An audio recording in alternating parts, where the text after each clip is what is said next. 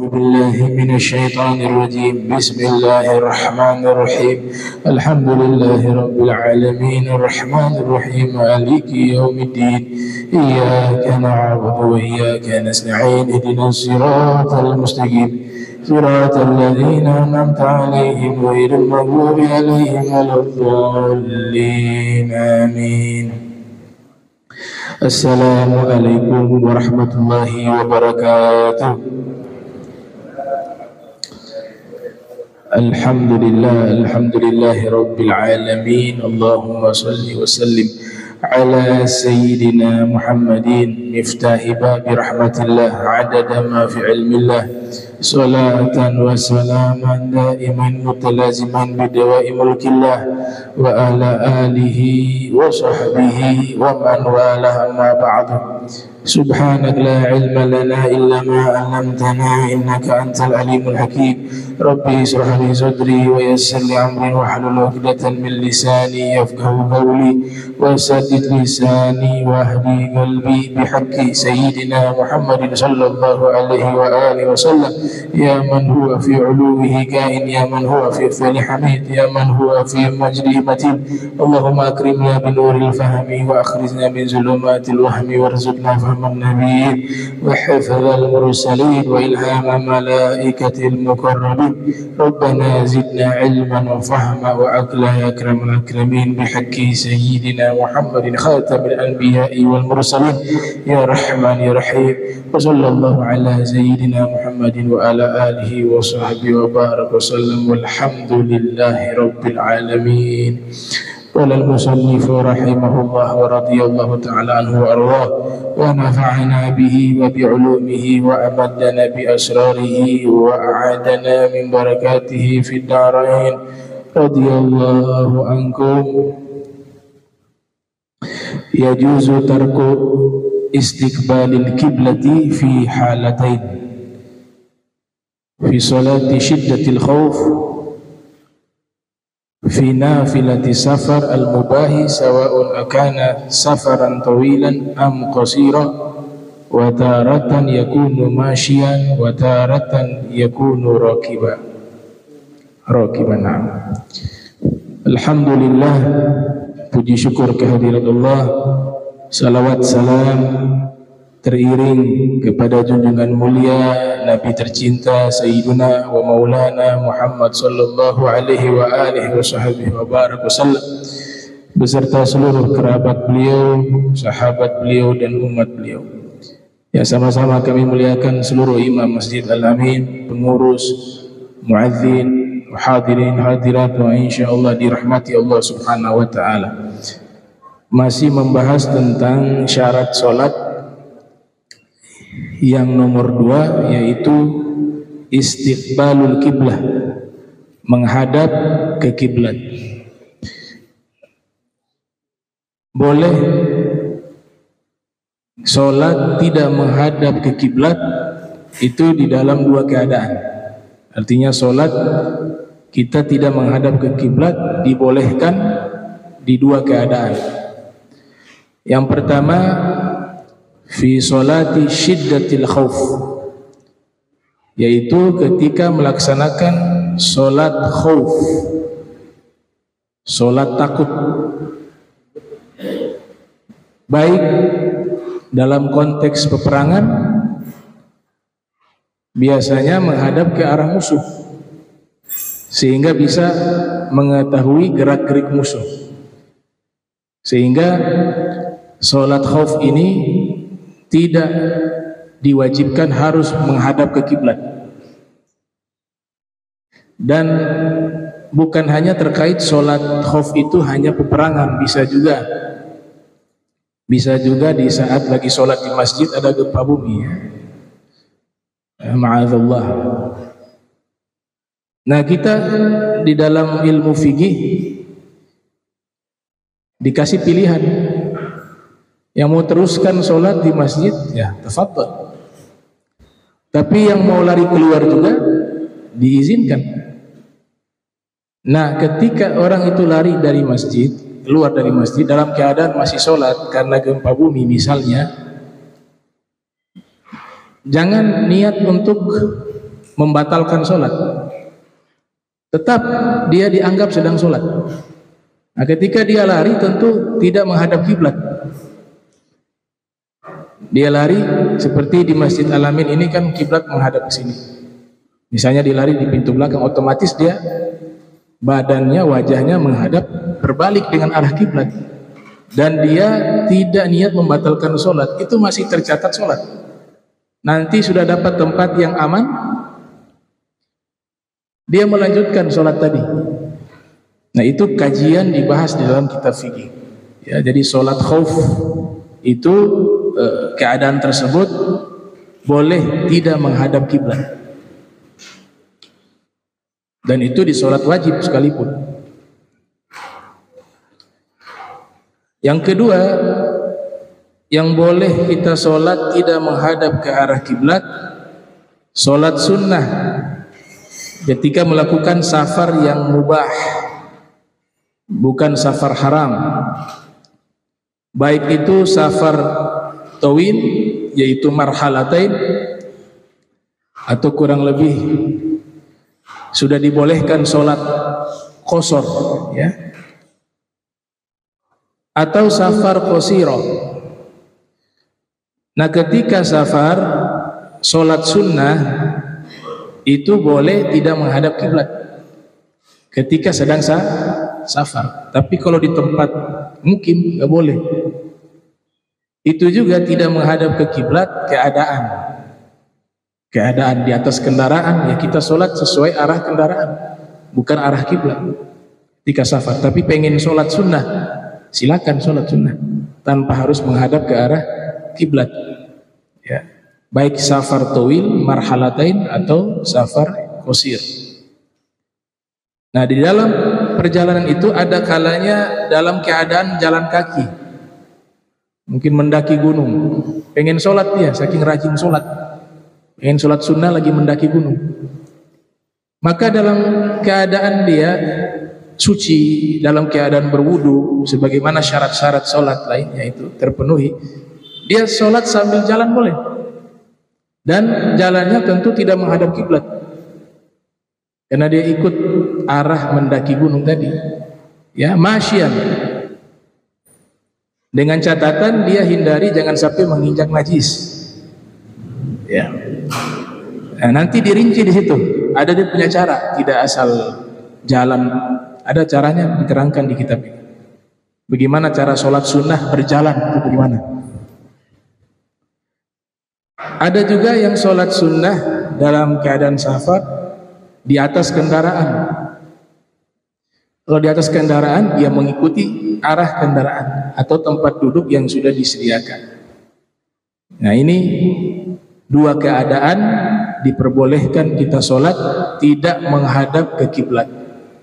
Akan tetapi kalau sholat tersebut sholat wajib diulang ketika sudah sampai di tempat mukimnya, wajib diulang yang sholat wajib. Misalnya di atas pesawat kita sholat, mau umroh atau naik haji, ya, Imam Nawawi dalam kitab beliau Al-Idah tentang manasik haji dan umroh, kitab Imam Nawawi itu, di situ dinyatakan oleh beliau bahwa sholat yang tidak menghadap ke arah kiblat tentu bukan maksudnya di atas pesawat, karena zaman beliau pesawat belum ada.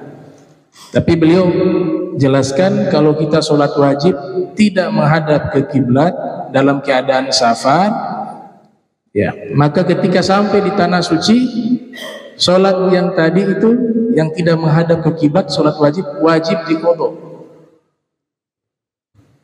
Beda dengan sholat sunnah.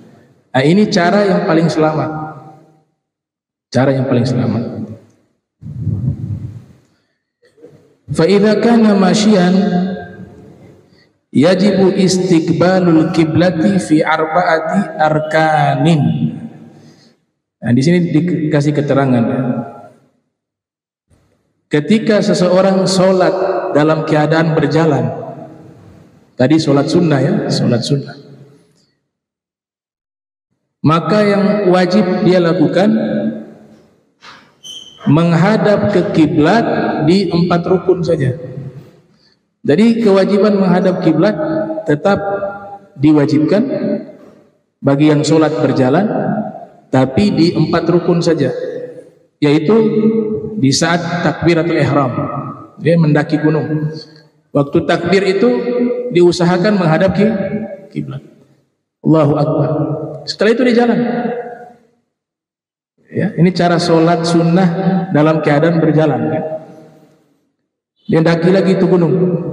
Nah, kemudian wajib menghadap kiblat ketika apa? Ruku. Dia mau ruku, itu harus cari tempat untuk dia posisi menghadap di kiblat, kemudian dia ruku. Habis ruku bangun dari ruku lagi, lanjut lagi, jalan. Posisi sujud, cari tempat lagi sujudnya menghadap ke kiblat, mengarah ke kiblat, dan duduk di antara 2 sujud. Nah, itu 4 tempat yang dia tetap diwajibkan menghadap kiblat ketika sholat dalam keadaan berjalan. Nah, kalau sholat normal 3 kali gerakan berturut-turut batal sholat. Nah, ini kondisinya berbeda. Dikasih rukhsah bagi orang yang ingin sholat sunnah dalam keadaan berjalan. Ini rajin sekali sholatnya sampai ya, kayaknya jarang orang lakukan ini. Ya. Daki saja. Tapi saking rajinnya sholat dia dalam keadaan jalan pun dia ingin sholat. Subhanallah. Jadi 4 tempat ya, takbiratul ihram, sujud, dan di saat duduk di antara 2 sujud. Ini 4, 1, 2, 3 ya, pas ya, 4. Wa idza kana rakiban, nah apabila dia di atas kendaraan, yajibu istiqbalul kiblat fil ihram in sahula alaih. Wajib menghadap kiblat hanya di 1 tempat kalau di atas kendaraan. Kalau tadi kan jalan kaki. Kalau di atas kendaraan wajib menghadap kiblat ketika mau takbiratul ihram. Usahakan dia menghadap kiblat. Setelah itu duduk, dia sholat sesuai arah tempat duduk. Begitu caranya. In sahula alaih, jika hal itu memungkinkan untuk dia lakukan. Tapi kalau memang sudah tidak bisa, ya sudah sholat saja seperti itu. Wa illa fala yajibu istiqbalul mutlaqa.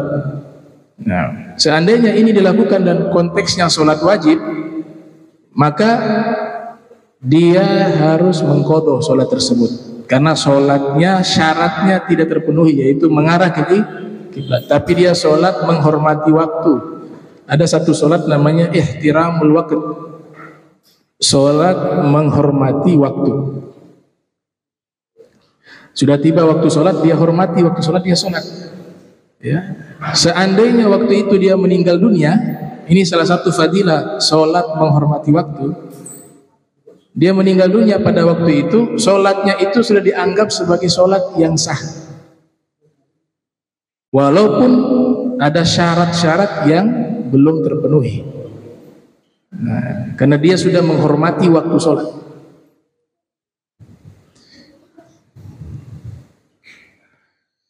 Nah, di sini ada kata idza ya, wa idza kana raqiban. Saya bahas sedikit ilmu nahu karena ini penting sekali. Paling banyak nih lafaz idza, iz di dalam Al-Qur'an itu sangat banyak. Begitu juga di dalam hadis Rasul SAW. Jadi dalam bahasa Arab ada namanya idza, pakai alif di belakang. Idza ada if. Nah, saya gunakan metodologinya Al-Imam Ibnu Hisham Al-Misri, salah satu ulama ahli bahasa Arab di zamannya.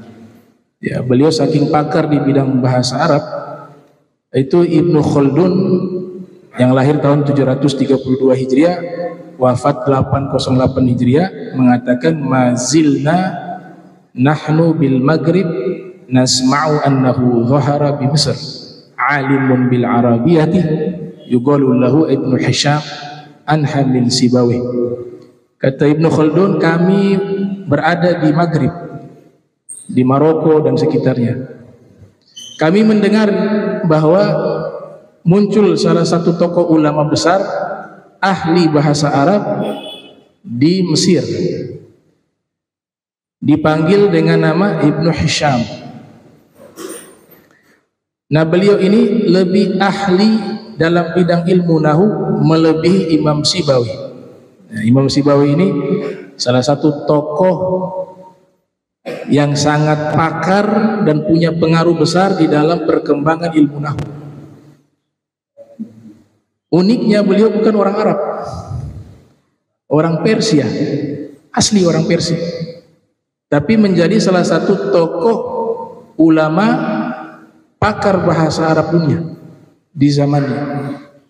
Meninggal usia muda, tidak sampai 40 tahun meninggal dunia. Ya. Sibawi sendiri itu dari bahasa Persia, artinya aroma bau apel. Bahasa Persia artinya aroma bau apel. Kil, karena beliau punya badan itu mengeluarkan aroma bau apel, akhirnya diberikan sesuai dengan namanya Sibawi. Nah, Ibnu Hisham al-Misri ini punya cara menerangkan ilmu nahu, ilmu bahasa Arab, selalu memberikan contoh Al-Quran dulu sebagai contoh untuk dikaji secara bahasa, secara tinjauan ilmu nahu, balaghah, dan ilmu-ilmu bahasa lainnya, bahasa Arab tentunya. Itu beliau selalu meletakkan Al-Quran sebagai contoh, kemudian dikaji, dan itu cara yang paling terbaik ya. Karena tujuan belajar bahasa Arab untuk mengenal dan memahami Al-Quran. Baru setelah itu hadis Nabi Muhammad SAW. Setelah itu syair atau aqwal ulama atau contoh-contoh yang dikarang oleh beliau. Nah, Ibnu Hisham al-Misri, beliau menulis satu kitab tentang ilmu bahasa Arab yang sangat terkenal berjudul Mughnil Labib an Kutubil A'arib.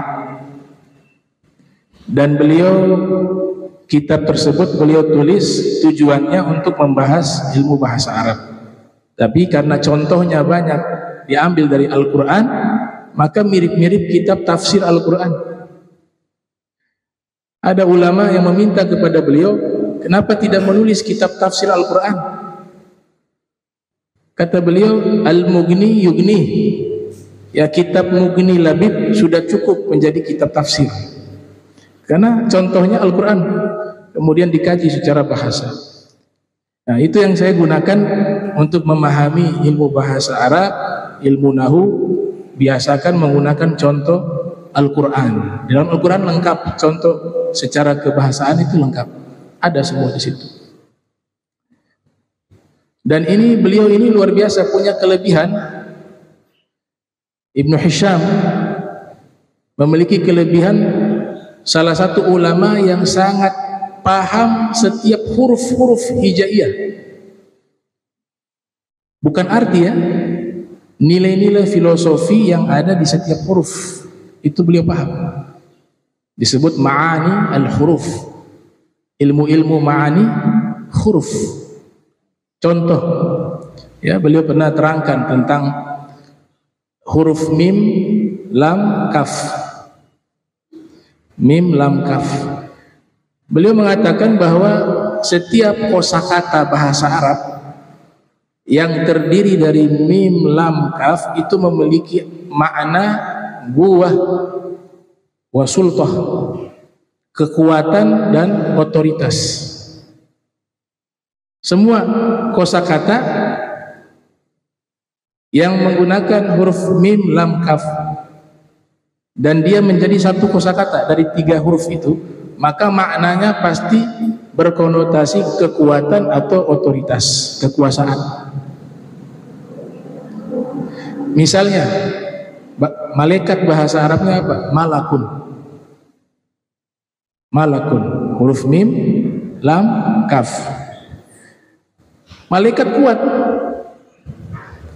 dan Allah berikan otoritas kepada malaikat. Ada yang mengurus hujan, ada yang mengurus masalah rizki, itu otoritasnya malaikat. Dan Allah berikan kekuatan luar biasa kepada malaikat. Ada yang mengurus apa? Mencabut nyawa. Kita gak ada daya ketika dia mencabutnya. Kenapa? Karena diberikan kekuatan dan kekuasaan oleh Allah Ta'ala untuk melaksanakan tugas tersebut. Maka makna dari malaikat itu artinya apa? Satu makhluk yang memiliki kekuatan dan otoritas. Malakun, bentuk jamaknya malaikah. Kemudian raja, bahasa Arabnya malikun. Seorang raja punya kekuatan dan seorang raja punya kekuasaan, maka disebut dengan malikun. Ada huruf mim, lam, kaf. Kemudian mulkun, kerajaan. Kerajaan yang memiliki kekuatan, memiliki kekuasaan, otoritas, maka disebut dengan mulkun. Ada huruf mim, lam, kaf. Ada juga milkun, memiliki. Kalau memiliki berarti memiliki kekuatan, karena dia bisa menguasai, memiliki otoritas. Milkun. Ada juga muluk, artinya kerajaan juga, kekuasaan juga. Jadi karena sebab huruf mim lam kaf itu memiliki apa? Makna kekuatan dan otoritas. Nah, itu tidak semua ulama punya ilmu itu. Salah satu yang pakar Al-Imam Ibnu Hisham Al-Misri, dan beliau tidak ngikut madrasahnya Imam Sibawayh dan madrasahnya Imam Al-Kisai. Madrasah dalam ilmu nahwu itu seperti madhab, cuma istilahnya madrasah. Madrasah yang terkenal itu ada dua, ada madrasah Al-Kufiyah, ada Al-Madrasah Al-Basriyah. Mazhab bahasa Arab Basrah dan mazhab bahasa Arab Kufah. Dua-duanya kota di Irak. Ini pakar bahasa, kiblat bahasa Arab di dua tempat ini di masa itu. Yang Basriyah adalah Imam Sibawayh, yang madrasah Kufiyah adalah Imam Al-Kisai. Dan jangan salah bahwa ilmu bahasa Arab itu mirip sekali dengan ilmu fikih. Apa kemiripannya? Yaitu ada khilafiyah, perbedaan pendapat. Bukan hanya di fikih, di dalam ilmu bahasa Arab juga ada perbedaan pendapat. Sebab itulah ada tokoh ulama pakar bahasa Arab bernama Al-Imam Al-Ambari, menulis kitab berjudul Al-Insaf yang membahas tentang perbedaan pendapat para ulama ahli bahasa Arab. Idza disebut sebagai zorfiyah. Zorfiyah, az-zorfu lizaman al-mustaqbal. Dia adalah kata benda, dianggap sebagai isim, dianggap sebagai kata benda. Idza, jika dia menjadi zorof, keterangan waktu. Semua lafaz idza itu memiliki keterangan waktu al-mustaqbal, masa yang akan datang. Masa yang akan datang. Sekalipun dia masuk di fi'il madi.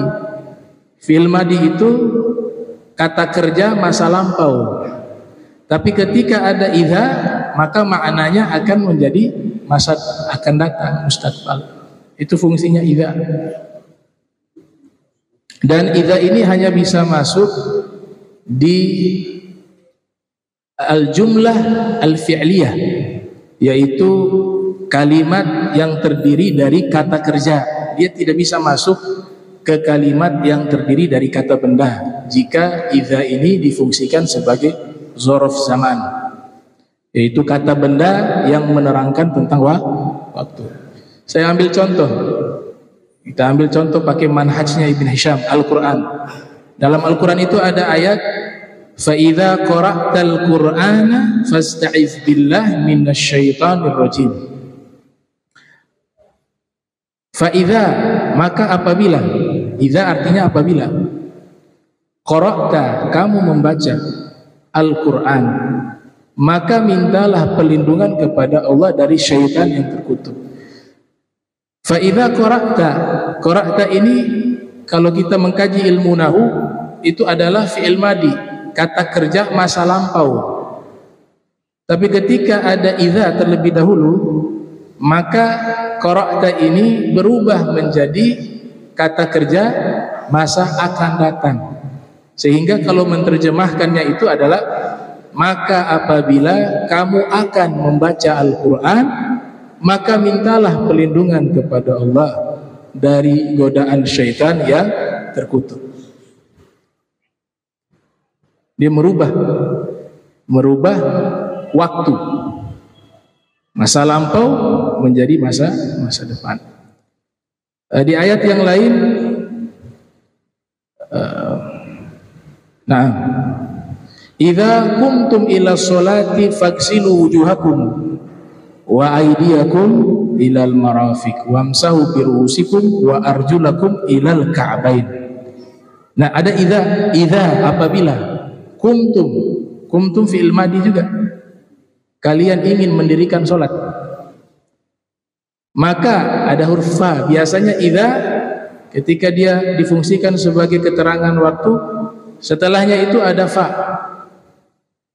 Idza kumtum, apabila kalian akan, diartikan jadi akan karena masa akan datang. Apabila kalian akan melaksanakan sholat, faghsilu wujuhakum, maka cucilah, ada maka fa, cucilah wajah kalian, faghsilu wujuhakum wa aydiyakum, dan tangan kalian, ilal marafiq, sampai ke siku, wamsahu birusikum, dan usaplah sebagian kepala kalian, wa arjulakum, dan cucilah kaki-kaki kalian, ilal ka'bain, sampai ke kedua mata kaki. Maka artinya di situ menjadi masa akan datang, yaitu apabila kamu ingin sholat, maka wudulah terlebih dahulu. Ini namanya itnab. Itnab itu ya penjabarannya panjang lebar, tapi maknanya singkat, wudu maksudnya. Artinya sebelum sholat wudu dulu. Itu dalam ilmu sastra bahasa Arab namanya itnab. Lawannya ijaz. Ijaz perkataannya singkat tapi maknanya sangat luas, namanya ijaz. Lawannya namanya itnab. Itnab penjabarannya sangat luas, maknanya hanya singkat. Idza, jadi dia menjadi isim, keterangan waktu masa akan datang. Setiap kata kerja yang masuk, yang sebelumnya ada idza, baik dia fi'il mudhari atau fi'il madi, ya, kalau fi'il mudhari sudah jelas akan makna mustaqbal, tapi fi'il madi masa lampau dia akan berubah menjadi masa akan datang. Kemudian dari zorfiyah ini dibagi dua, ada yang syartiyah, ada yang ghairu syartiyah. Ada yang syartiyah itu perbuatan yang dilakukan ada hasil, ada jawabnya, namanya jawab syarat. Dan biasanya itu terdiri dari dua kata kerja. Seperti contoh tadi itu syartiyah tuh, ya. Fa idza qara'tal Qur'ana, apabila kamu membaca Al-Qur'an, nah, kata kerja yang pertama qara'ta, fasta'iz fil amr, menjadi jawab syarat, maka mintalah perlindungan kepada Allah. Jadi jawaban dari perbuatan tersebut. Ada yang idza itu masuk ke kata kerja ghairu syarti. Ghairu syarti, tanpa ada jawab syarat. Jadi langsung saja tidak ada kata kerja kedua. Dan itu sangat banyak di dalam Al-Qur'an, ya. Misalnya wal laili idza saja, demi malam apabila telah gelap. Apakah arti telah gelap? Saja fi'il madi, telah. Nah, kalau kita artikan telah gelap, maka kurang tepat. Sebab apa? Ada idza. Maka diartikan bagaimana? Demi malam apabila akan gelap. Apalagi was-subhi idza tanaffas, demi waktu subuh apabila dia akan bernafas. Nah, ini sudah selain ada idza, ada juga bahasa majas.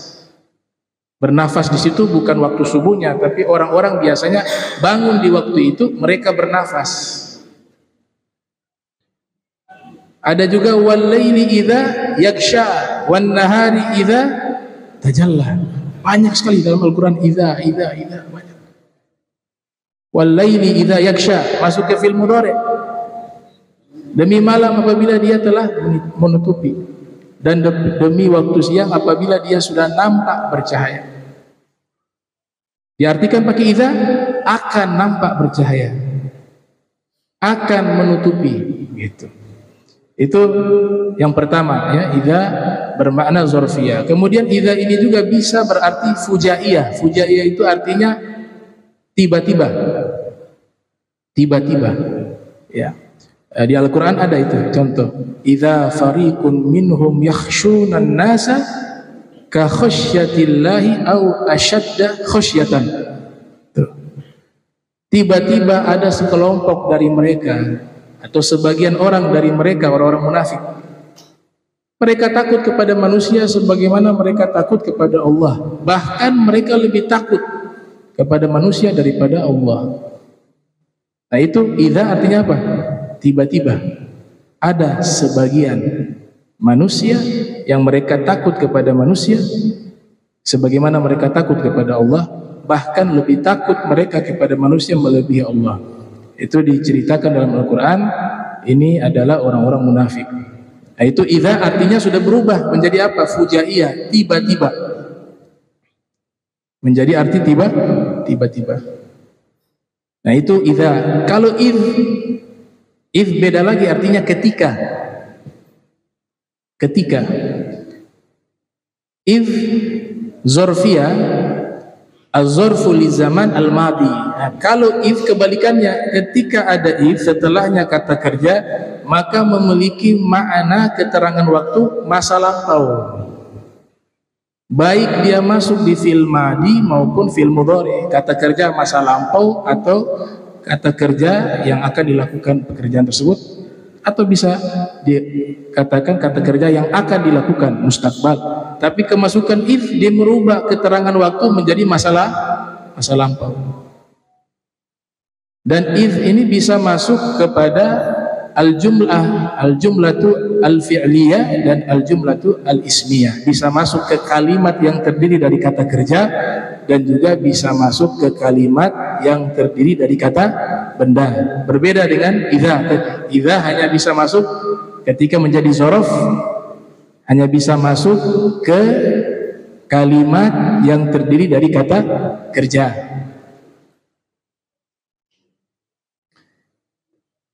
Nah, if ini ketika dia zorfiyah, contoh dia masuk ke kalimat yang terdiri dari kata kerja, itu sangat banyak. Misalnya doa yang termaktub di dalam Al-Quran ya, Rabbana la tuzigh qulubana ba'da idh hadaitana wa hab lana min ladunka rahmah innaka antal wahhab. Nah, itu ada idh tuh, yang artinya Rabbana, wahai penciptakan, la tuzigh, jangan engkau condongkan hati kami ke dalam kesesatan. La tuzigh qulubana ba'da idh. Nah, ada ba'da, sesudah hadaitana. Jadi ba'da idh artinya sesudah, satu paket sudah. Sesudah kau berikan petunjuk kepada kami. Nah, idh di sini menjadi zorof, isim yang memiliki arti waktu yang sudah terjadi, ya, lil madhi.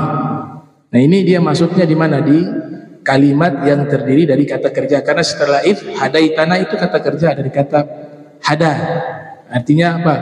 Memberikan petunjuk, itu kata kerja. Dia bisa masuk juga di fi'il mudhari, yaitu kata kerja yang menunjukkan waktu sedang melakukan. Umumnya fi'il mudhari itu biasa diartikan sedang melakukan. Ya'kulu, yashrabu, dia sedang makan, dia sedang minum ya. Kalau bahasa Inggris namanya present continuous tense, yang sedang dilakukan.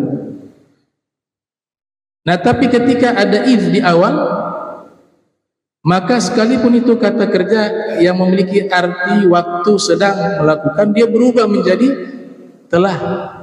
Contoh, Allah Ta'ala mengabarkan tentang Nabi Ibrahim membangun Ka'bah. Wa idh yarfa'u Ibrahimu al-qawa'ida minal bait wa Ismail Rabbana taqabbal minna innaka anta samiul alim. Ketika yarfa' fil mudhari sedang artinya. Apakah Nabi Ibrahim ketika ayat ini turun sedang membangun Ka'bah? Tidak. Ini cerita masa lampau. Maka artinya ketika pada waktu itu masa lampau, karena ada Nabi Ibrahim mendirikan fondasi-fondasi Ka'bah bersama putranya Nabi Ismail. Nah, dia merubah ya kata kerja yang artinya sedang melakukan berubah menjadi telah melakukan, atau perbuatan yang dimana diceritakan sudah terjadi. Itu ini rumitnya ilmu nahwu. Jadi Al-Quran tidak mudah untuk ditafsir-tafsirkan. Memang harus syarat wajibnya adalah memahami ilmu tata bahasa Arab. Ya, idh yarfa'u. Kemudian masuk juga idh ini bisa ke kalimat yang terdiri dari kata benda. Misalnya di dalam Al-Quran, fasaufa ya'lamuna. Ya. Nah, fasaufa ya'lamuna idh al-aglal fi a'naqihim wasalasilu yushabun, ya. Wasalasilu yushabun. Nah, kelak mereka akan mengetahui ketika itu rantai-rantai. Nah, ini diawali akan, fasaufa akan, masa yang akan terjadi mustakbal. Tapi tadi memiliki arti masa lampau. Karena konteksnya ini apa? Mengabarkan satu takdir. Jadi orang-orang yang berada dalam neraka itu memang Allah sudah tetapkan mereka dalam perencanaan qadanya. Idh al-aglal, pada ketika itu rantai-rantai di leher-leher mereka. Nah, berarti idh setelahnya isim, kata benda. Idh aglal fi anakihim wasalasilu yushabun, dan dirantai leher mereka, kemudian mereka pada waktu itu diseret ke dalam neraka. Kemudian idh ini juga dia bisa menjadi huruf ketika dia berfungsi sebagai ta'liliyah, alasan. Di dalam Al-Quran Allah Ta'ala berfirman itu, walan yanfa'akum al-yawma idh zalamtum. Di hari kiamat, di hari itu hari kiamat, kalian wahai orang-orang kafir tidak akan bisa bermanfaat karena sebab kalian telah menzalimi diri kalian. Nah, if di sini artinya karena, ta'liliyah. Kemudian if juga bisa menjadi syartiyah yang punya jawab syarat apabila ditambahkan huruf ma, izma. Kemudian yang keempat, if bisa menjadi fujaiyah juga yang artinya tiba-tiba. Biasanya itu kalau dalam Al-Quran saya belum temukan contohnya, tapi adanya dalam hadis. Contoh if fujaiyah yang artinya tiba-tiba di dalam hadis itu disebutkan ya, riwayat Imam Muslim ya. Fa bainama nahnu julusun 'inda Rasulillah sallallahu alaihi wasallam dzata yaumin idz tala'a alaina rajulun syadidu biyadis thiyabi. Pada waktu itu bainama. Nah, kalau idz fujaiyah itu diawali dengan bainama atau baina. Pada waktu itu kami sedang duduk di sisi Rasul sallallahu alaihi wasallam. Pada satu hari tiba-tiba, if artinya tiba-tiba, tala'a alaina rajulun, muncul atau datang seorang laki-laki di hadapan kami, syadid biyad athiyab, Yang laki-laki ini itu sangat putih bajunya. Padahal tidak ada seorang pun yang mengenali orang tersebut. Kalau tidak kenal berarti pendatang. Tapi mau mengatakan pendatang, bajunya rapi. Karena biasanya kalau musafir di zaman itu pasti berdebu. Pasti berdebu. Kotor wajahnya, kena debu. Karena dia musafir. Tapi ini unik. Semua tidak kenal, tapi dia datang dalam keadaan rapi, berarti orang mukim. Tapi kalau orang mukim harus ada yang kenali. Bingung tuh, itu sesuatu yang aneh. Dan itu dalam riwayat disebutkan, kami tidak kenal dia. Dia seorang musafir, tapi kok bajunya putih, rapi, bersih. Nah, ternyata malaikat Jibril menyamar menjadi manusia. Nah, itu kata idh, artinya apa? Tiba-tiba. Nah, itu perbedaan dari kata idza dan idh. Wa idza kana rakiban yajibu istiqbalul qiblah fil ihram in sahula alaih wa illa fala yajibu al istiqbalu mutlaqa. Maratibu ma'rifatil qiblah, tingkatan-tingkatan untuk mengetahui arah kiblat. Ada nazam puisi berupa nazam, itu ditulis oleh Said Alwi bin Ahmad As-Saqaf yang berisikan tentang nazam waktu-waktu sholat dan arah kiblat menggunakan ilmu falak. Ya, ilmu falak itu bisa mendeteksi arah kiblat. Tapi zaman kita alhamdulillah ada kompas dan lain sebagainya, itu sangat membantu. Yang pertama, tingkatan-tingkatan mengetahui arah kiblat bil yakin. Jadi arah kiblatnya sangat yakin sudah, ini persis menghadap ke kiblat. Kapan itu? Ketika kita berada di Masjidil Haram langsung berhadapan dengan Ka'bah. Itu yakin 100%. Dan sholatnya harus mengarah persis ke Ka'bah kalau berhadapan langsung. Atau satu masjid yang sudah diyakini secara turun-temurun, mihrabnya itu bisa dijadikan sebagai dalil meyakinkan itulah arah kiblat, mihrab tempat sholat. Mungkin ada masjid tertua sudah turun-temurun orang sholat tuh menghadap ke mihrab tersebut dan diyakini mihrab ini mengarah ke kiblat, maka itu juga bisa menjadi satu tingkatan yang disebut meyakini bahwa sesungguhnya ini mihrab benar-benar menghadap ke kiblat. Dia bisa jadi dalil untuk meyakinkan selain melihat Ka'bah secara langsung.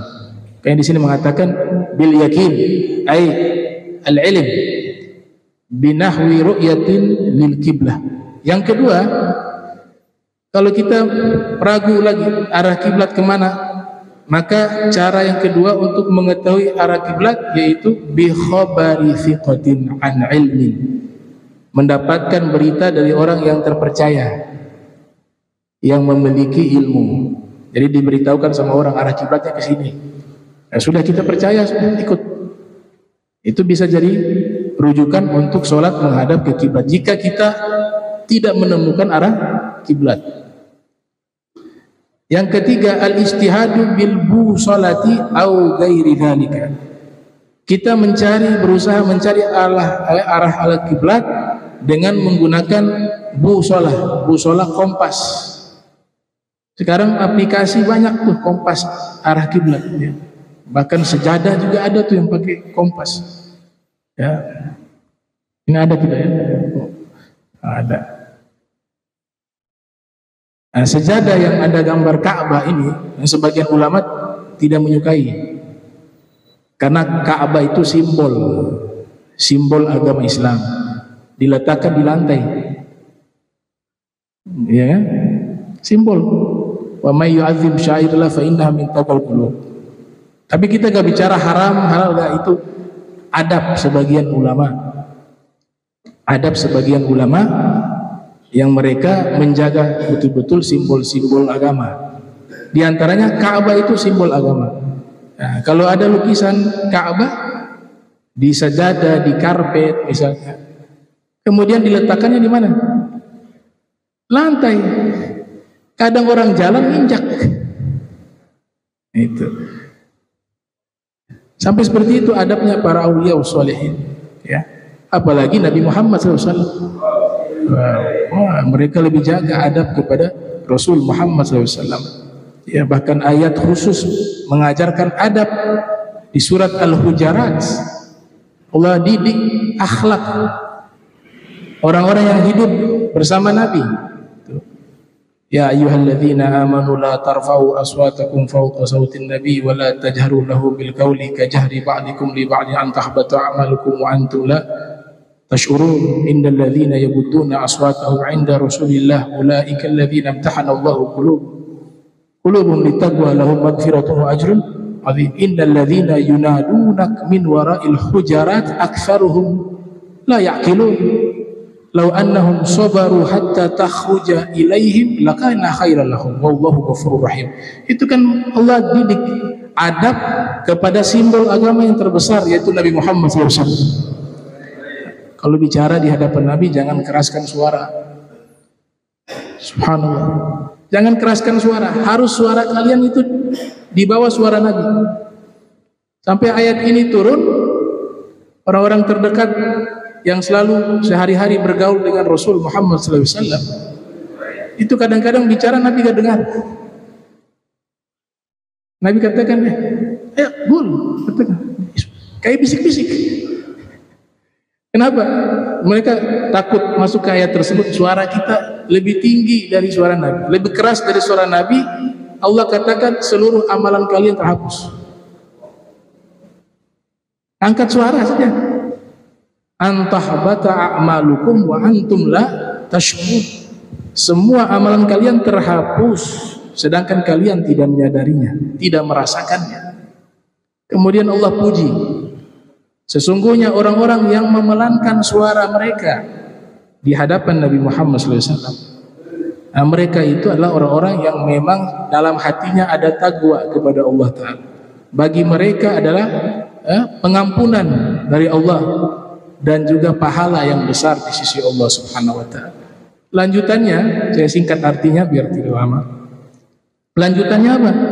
Allah mencela, sesungguhnya mereka yang memanggil namamu, memanggil nama Muhammad, Muhammad. Ini ayatnya. Sesungguhnya mereka yang memanggil namamu Muhammad, ya. Innal ladzina yunaduna, di balik, di belakang tirai atau di belakang ruangan-ruangan rumahmu. Jadi ceritanya ini kan ada orang datang menemui Nabi, bukannya salam, panggil ya Muhammad, ya Muhammad. Turunnya ayat, sesungguhnya mereka orang-orang yang memanggil namamu di belakang ruangan-ruangan rumahmu atau di kamar-kamar hujarat. Kebanyakan mereka itu gak punya akal, kata Allah. Seandainya mereka sabar hingga engkau keluar, itu adalah jauh lebih baik bagi mereka. Ini kan Allah didik apa? Akhlak. Ya, makanya kalau ceramah pakai gelar dong, Sayyiduna Muhammad Sallallahu Alaihi Wasallam, Rasulullah. Lah Allah yang ajarkan seperti itu. Ada sok-sokan Muhammad begini, Muhammad begitu, Muhammad berhenti jadi penceramah. Iya, gak layak ngajak orang jadi kurang ajar kepada Nabi Muhammad SAW. Kalau minta dalil cukup ayat ini jadi dalil. Ngangkat suara saja amalan terhapus. Manggil nama, Allah bilang orang gak ada akal. Cukup.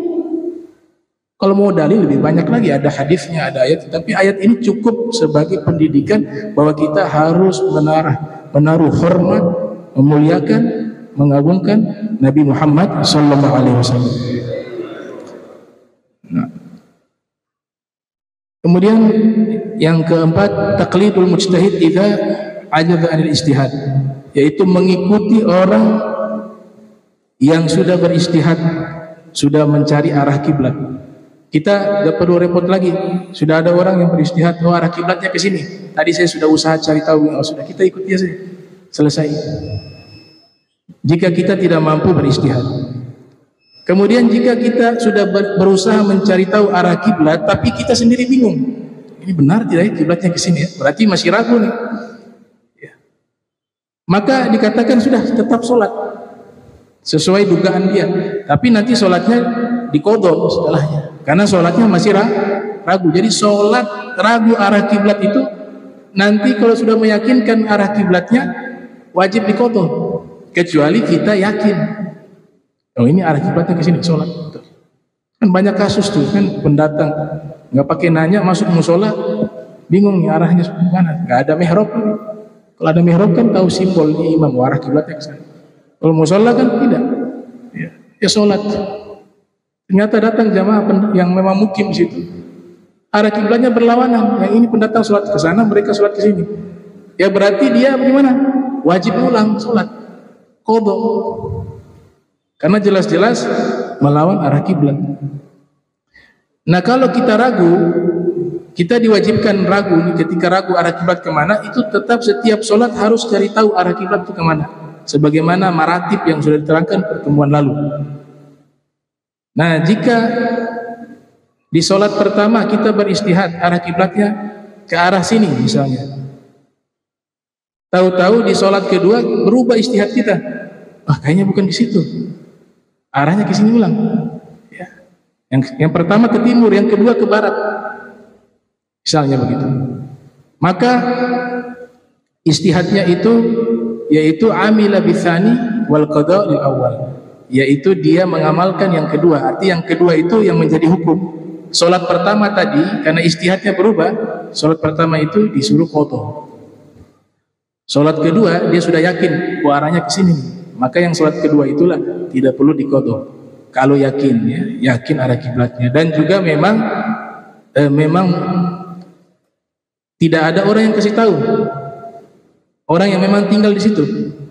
Ini sekalipun saya sudah beristihad di satu tempat yang saya pendatang, saya tidak tahu nih tempat, saya sudah beristihad arah kiblatnya kemana, saya sholat dan saya yakin arah kiblatnya ke situ, sekalipun arah kiblatnya itu secara realita kenyataan salah, saya tidak perlu qadha selama belum ada yang kasih info.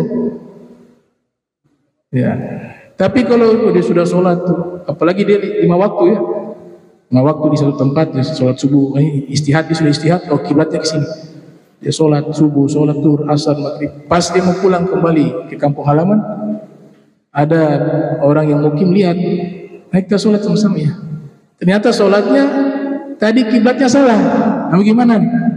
Semua itu terasa, dia wajib mengqadha. Mencicil tidak apa-apa, qadha subuh, qadha asar dulu. Tapi kalau orang tersebut tidak beritahukan dan dia memang tidak tahu arah kiblatnya, yang dia yakini tadi kiblat sudah benar, dia pulang ke kampung halaman, sholat ini dianggap sah karena dia sudah beristihad. Nah istihad inilah yang disebut berusaha mencari tahu arah kiblat. Nah insyaallah kita bahas pertemuan berikut syarat yang ketiga, tentang syarat sholat yang ketiga, suci dari 2 hadas, hadas kecil maupun hadas besar. Mudah-mudahan kita diberikan sehat, afiat, panjang umur, fi ta'ah wal ibadah, amin ya rabbal alamin. Allahumma jam'ana hadha jam'a marhuma wa tafarraqna bari tafarruqan ma'asuma wa la tajal minna wa la minna syakira mahruma. Subhanaka wa hamdika asyhadu an la ilaha illa anta astaghfiruka wa atubu ilaik. Wa sallallahu alaihi wasallam Muhammadin wa ala alihi wa sahbihi wa baraka wasallam wa la minkum. Wassalamu alaikum warahmatullahi wabarakatuh.